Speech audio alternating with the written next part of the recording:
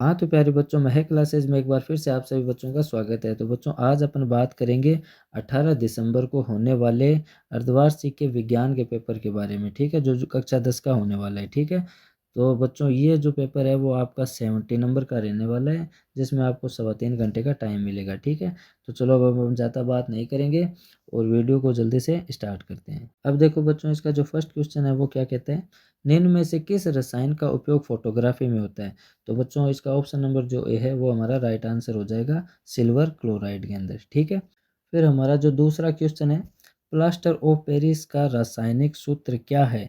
तो बच्चों, option number जो बी है CaSO4 हाफ H2O, ठीक है। ये हमारा मतलब रासायनिक सूत्र है किसका, प्लास्टर ऑफ पेरिस का।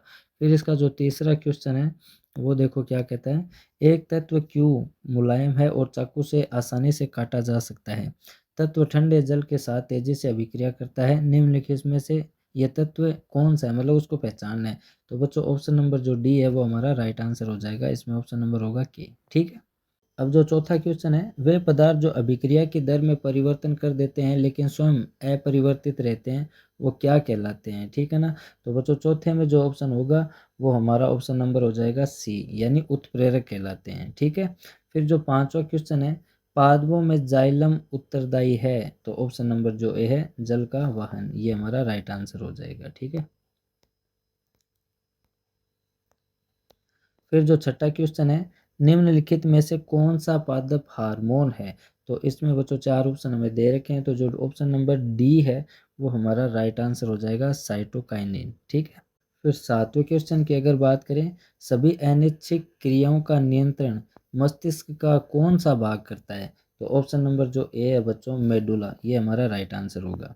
फिर आठवां, निम्न में से कौन सा मानव में मादा जनन तंत्र का भाग नहीं है। तो बच्चों, इसमें शुक्रवाहिनी जो ऑप्शन दे रखा है वो हमारा राइट आंसर हो जाएगा, ठीक है। फिर नौवें क्वेश्चन की बात करें, परावर्तन के नियम लागू होते हैं। तो परावर्तन के नियम बच्चों केवल समतल दर्पण के लिए, केवल उत्तर दर्पण के लिए, केवल अवतल दर्पण के लिए। तो इसमें ऑप्शन नंबर जो डी है इन तीनों के लिए ही होता है, ठीक है। फिर जो 10वां क्वेश्चन है, विद्युत शक्ति का SI का जो मात्रक है वो क्या है। तो बच्चों, इसमें ऑप्शन नंबर जो बी है वोट, ये हमारा राइट आंसर हो जाएगा।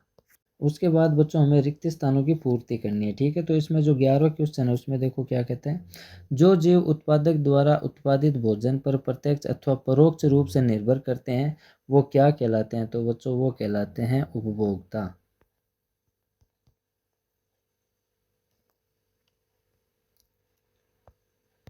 फिर 12वां जो क्वेश्चन है, विद्युत जनित यांत्रिक ऊर्जा किस में बदल जाती है, ठीक है ना, वो किस में बदल देते हैं। तो इसमें बच्चों विद्युत ऊर्जा ही होगा, ठीक है ना, विद्युत ऊर्जा, ठीक है, यानी विद्युत जनित यांत्रिक ऊर्जा को विद्युत ऊर्जा में बदल देती है। फिर जो 13वां क्वेश्चन है, एक विद्युत परिपथ में धातु के तार के दो सिरों के बीच विभवांतर उसमें प्रवाहित होने वाली विद्युत धारा के क्या होता है। तो बच्चों, इसमें हो जाएगा समानुपाती, ठीक है, समानुपाती।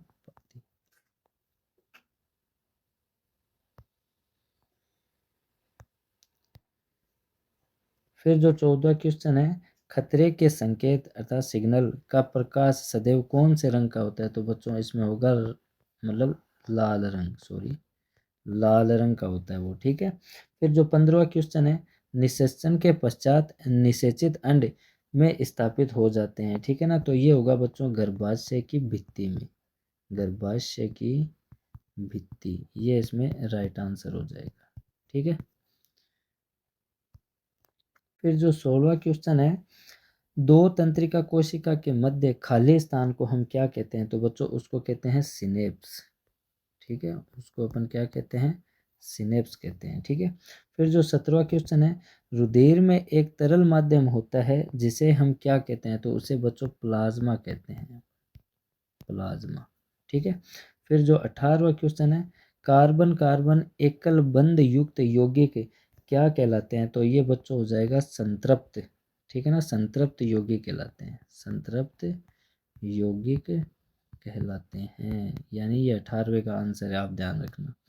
फिर जो 19वां क्वेश्चन है वो क्या कहता है, परमाणु के किसी कोष में इलेक्ट्रॉन की अधिकतम संख्या ज्ञात करने का सूत्र क्या है। तो बच्चों 2n2, ठीक है। जिसमें एन को अपन मतलब कोस की संख्या भी बोल सकते हैं, ठीक है, कोस की संख्या, ये हो जाएगा आंसर। तो आपको तो सिर्फ सूत्र पूछा है तो 2 and 2 हो जाएगा, ठीक है। फिर उसके बाद जो 20वां क्वेश्चन है, डॉक्टर टूटी हुई हड्डियों को सही जगह पर स्थिर रखने के लिए किसका उपयोग करते हैं? तो बच्चों इसमें प्लास्टर ऑफ पेरिस का यूज करता है वो, ठीक है ना, प्लास्टर ऑफ पेरिस, ठीक है।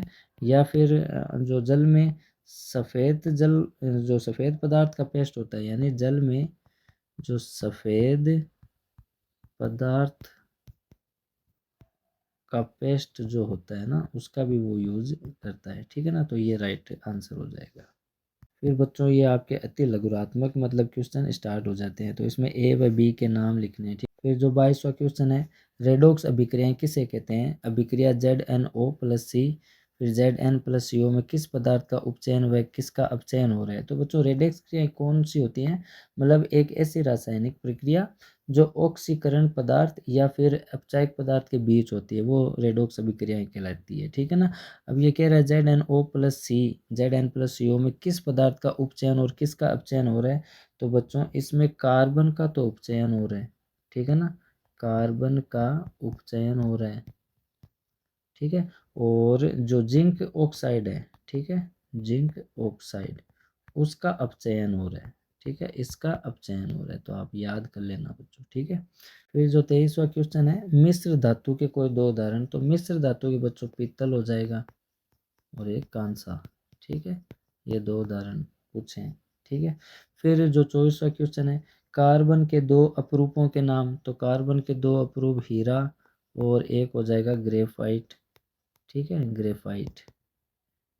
और फिर जो 25वां क्वेश्चन है, नर में पाए जाने वाले लैंगिक हार्मोन का नाम। तो बच्चों उसे कहते हैं अपन टेस्टोस्टेरोन, ठीक है, टेस्टोस्टेरोन। तो बच्चों आप इसको याद कर लेना, ठीक है ना, आपके ज़रूर काम आएंगे। अब खंड जो ब है उसमें क्या पूछा है, मतलब लघुरात्मक क्वेश्चन पूछा है, क्या होता है जब केवल रासायनिक समीकरण देने हमें, ठीक है ना, कि चूने के पानी में CO2 गैस प्रभावित हो जाए, या फिर जिंक धातु की सोडियम हाइड्रोक्साइड से क्रिया की जाती है, या फिर जो सी ऑप्शन है बुझे हुए चूने के साथ क्लोरीन क्रिया करती है, ठीक है। तो बच्चों इनको आप याद कर लेना। 27वां क्वेश्चन, भर्जन तथा निस्तापन में अंतर बताना है। प्रकाश संश्लेषण प्रक्रम के दौरान होने वाली 3 घटनाओं को समझाइए। स्वपरागण किसे कहते हैं और इसके क्या लाभ हैं? तो फिर जो 30वां क्वेश्चन है, प्रभावी व अप्रभावी लक्षण को समझाइए। लेंस की क्षमता को परिभाषित कीजिए, इसकी इकाई और सूत्र को आपको लिखना है, ठीक है।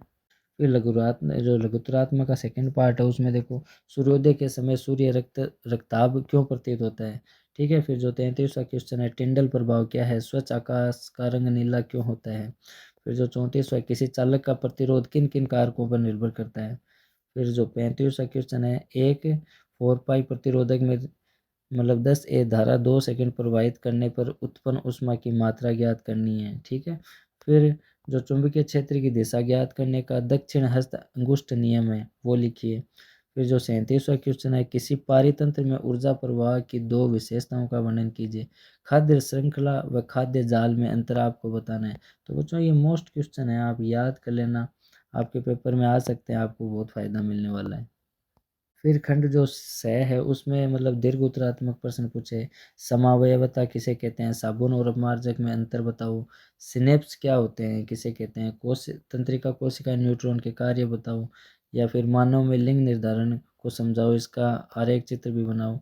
तो बच्चों ये सारे क्वेश्चन आप याद कर लेना, ठीक है ना, ज़रूर मतलब आएंगे। पाचन किसे कहते हैं, मनुष्य में पाचन क्रियाओं का वर्णन कीजिए। फिर जो 42वां क्वेश्चन है, हृदय का नामांकित चित्र बनाकर वर्णन कीजिए। प्रंकुचन तथा अनुशिथिलन में दो अंतर बताओ। या फिर इसके अर्थों में जो पूछा है, मानव के श्वसन तंत्र का नामांकित चित्र बनाकर वर्णन कीजिए। तो बच्चों ये सारे मोस्ट मतलब इम्पोर्टेंट क्वेश्चन हैं, तो आप इनको ज़रूर याद कर लिएगा ताकि आपके पेपर में मतलब आपको काम आए, ठीक है। अब अपन मिलेंगे नेक्स्ट वीडियो में, तब तक के लिए बाय।